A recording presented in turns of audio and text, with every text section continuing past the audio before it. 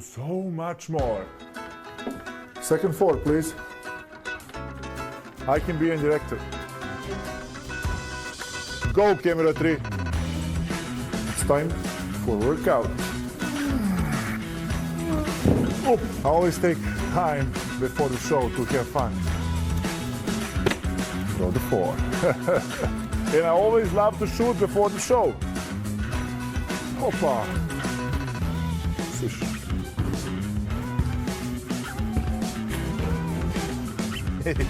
Well, you know that was done in one take, right, Boban? One take. We're so glad that you're back on the show, especially because we're going to start with one of your former teammates, the Lakers at the Suns last night. Luka Doncic made his preseason debut. It's the first time we've seen him play since FIBA Eurobasket here, Perk. Let's pick this one up early in the first. Oh! Luka, that's how he started, right? He had a series of spin moves in the lane here.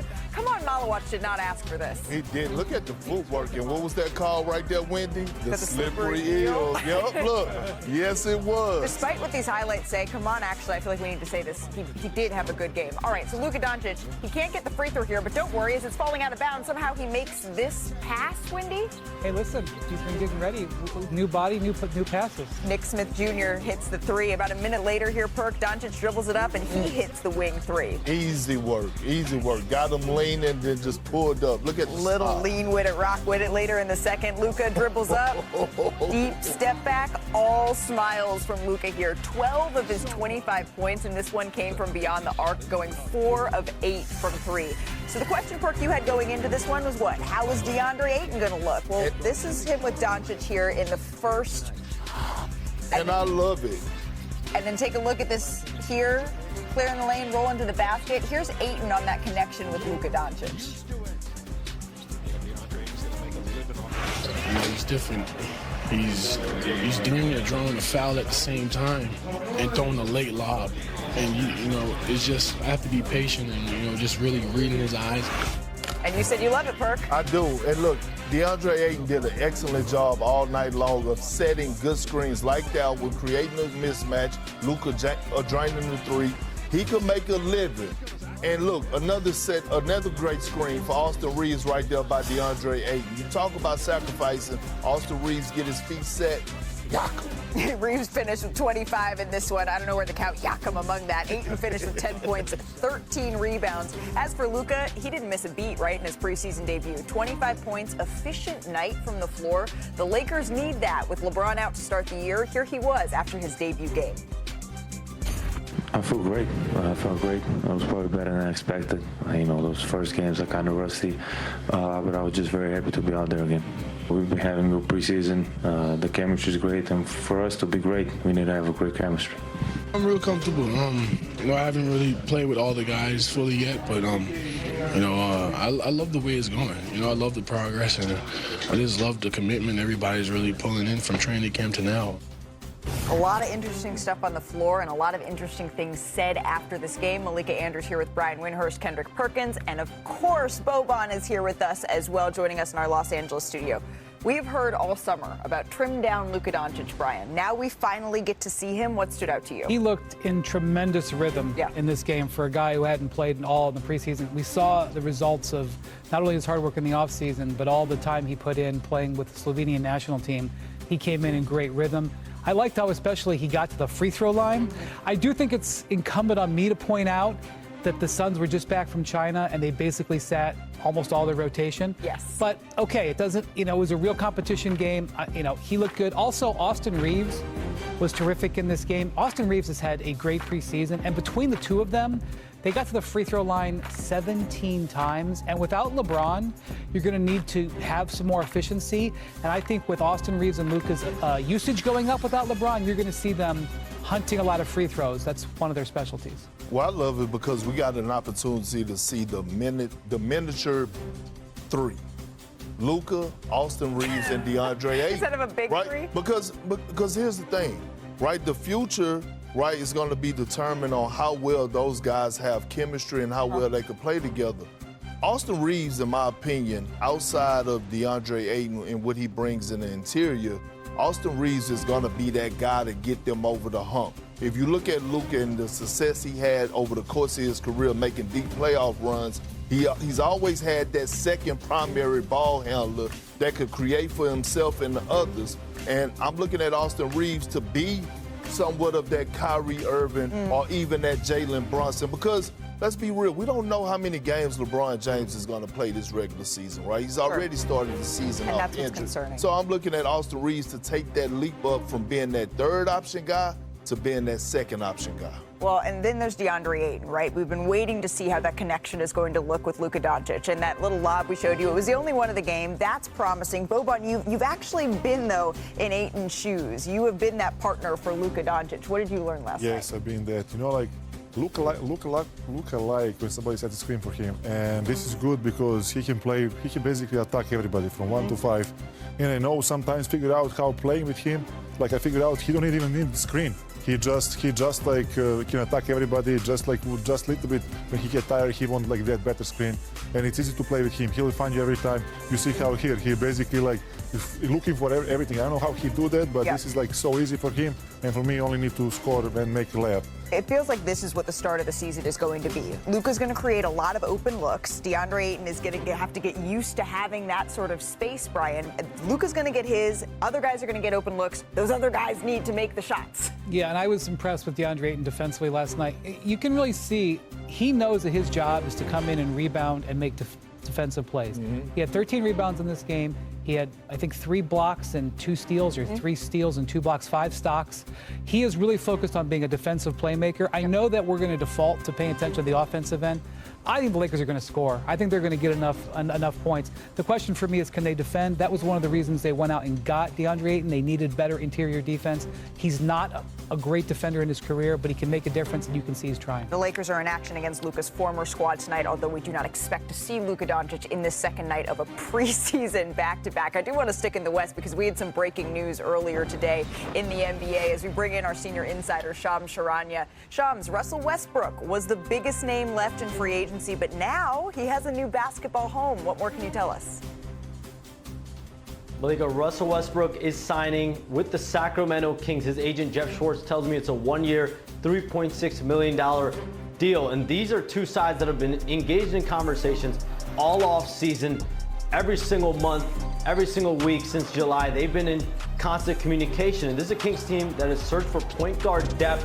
They were 28th in points, 29th in assists off the bench last season. And I'm told key players advocated for Westbrook as well.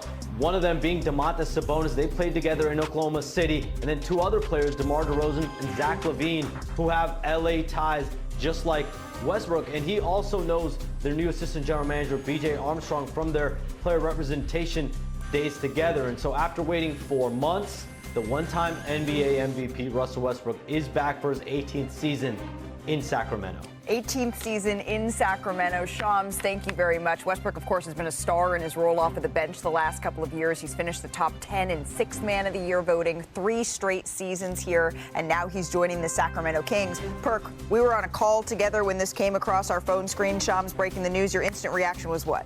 You're wearing Kings purple. Good for Russ. Yeah. Great for Russ. I'm glad he signed, but we all know the Western Conference is loaded like a baked potato. We know that, right? There's so many teams. Sour cream. So every night, onions, all that. bacon, cheddar cheese, everything. But every single night is going to be a playoff type vibe when it comes down to a Western Conference matchup. Yeah. A team, when you face them. And they're not attractive for us eye candy and their personnel to get it done with their talent. I'm not discrediting DeMar DeRozan or Zach LaVine, but they just don't measure up to what the other teams in the West have on paper. So what do you need to bring every night? Your energy, right? You got to have the tenacity. You got to play hard because you're going to win some games by just outplaying teams for as how hard you compete. That's what Russell Westbrook is going to bring to that team in that locker room.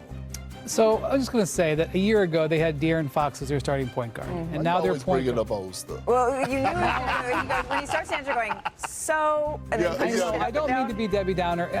Dennis Schroeder is going to be their starter. He is on his 5th team in 3 years. Dennis Schroeder can do a lot of things. He is a journeyman. He's a journeyman for a reason. This is now Russell Westbrook's 7th team in 8 years. Okay, that is a journeyman. He is a journeyman for a reason. There are going to be nights when Russell Westbrook positively impacts the Kings and that they are going to really be glad he's on the roster. I think you could say the same thing about Schroeder. And there are going to be nights when you realize why these guys are journeyman point guards. I'm a big fan of Russell Westbrook for sure, and every time when you feel down, you watch highlights of Russell Westbrook, like, you know.